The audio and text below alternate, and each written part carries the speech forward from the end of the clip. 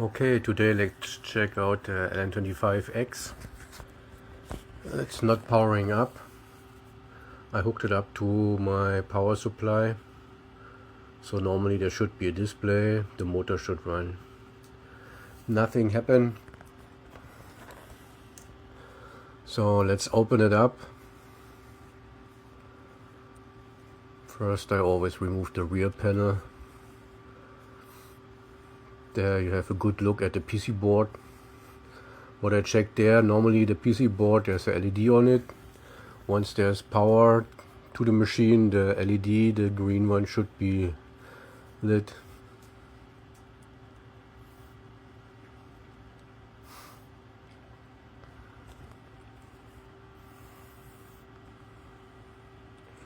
So there's no lights. Just check some connections, if the pigtail is connected tight.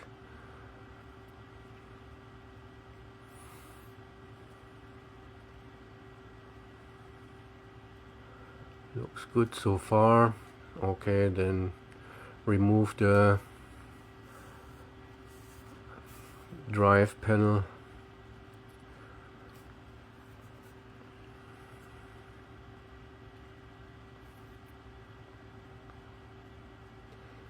There you can see some more wiring, and what else is there?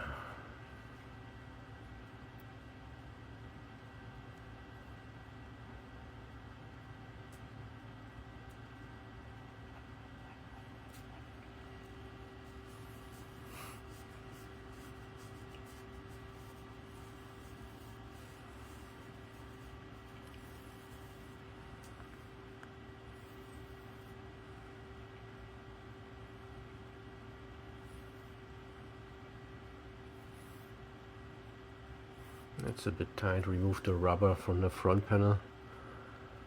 And then you can just lift the whole panel out.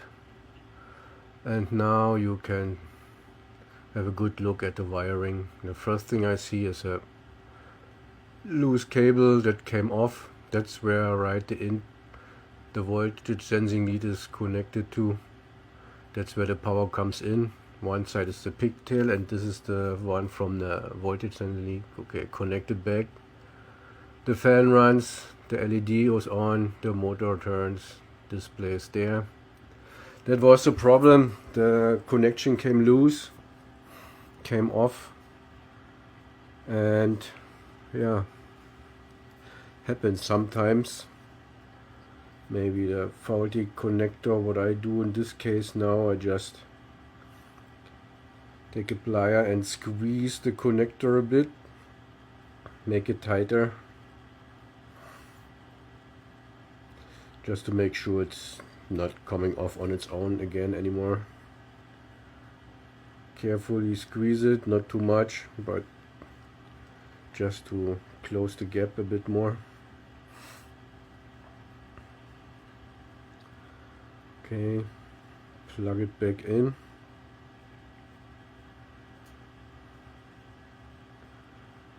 There you go, the machine powers right away up, so that's the problem. Problem solved.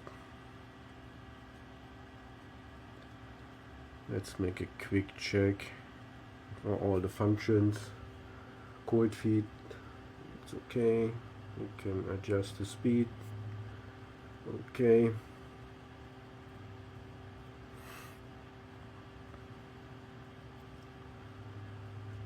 Yeah. Let's put the whole thing back together.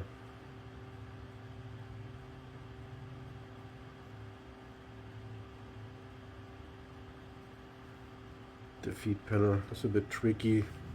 I put the bottom part first. It should slide in normally really easy. Just make sure the drive motor not hits any components on the PC board. I saw some machines there where the capacitor is super squeezed and damaged.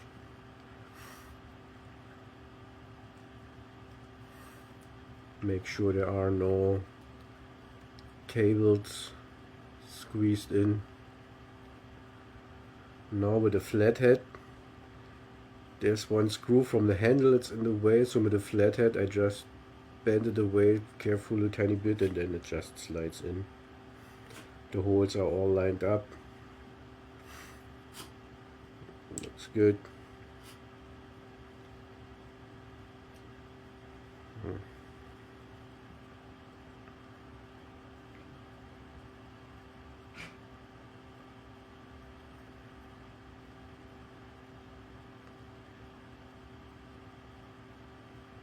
Then the back panel.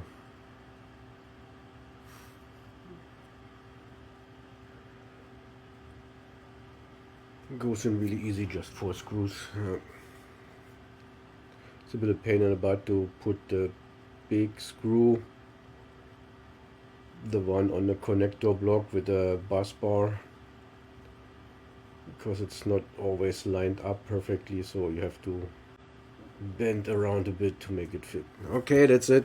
Bye.